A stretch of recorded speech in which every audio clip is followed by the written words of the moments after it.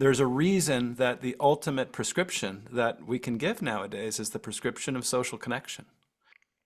We know this from the research that if you go to see a therapist, for example, and they prescribe 4 medicines and they talk to you about 100 different topics, none of that compares in its impact on your mental health as the simple fact that there's another human being who is attuned with you and holds you in what's known by Carl Rogers as unconditional positive regard. Someone to finally just see you and just see your good parts and not judge you harshly.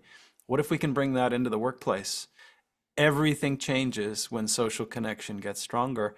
And our Surgeon General, Vivek Murthy, just a few years ago, declared that the #1 threat to our public health is not COVID or some infection or smoking cigarettes. It's loneliness. Because it's a public health crisis with implications. Loneliness increases the risk of addictions, suicide, conflict, unhealthy heart behaviors, you name it.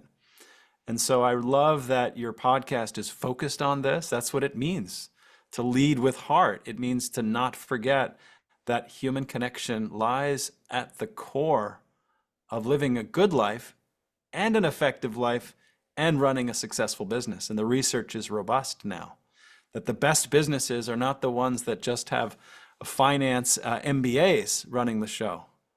We know that those who understand the science and practice of empathy and compassion and know how to harness that effectively, there's ample evidence. So not only from my point of view is compassion and kindness and social connection good for your blood pressure and your heart rate and reducing your risk of heart attack and improving your healing after a heart attack. It's essential, that's often ignored.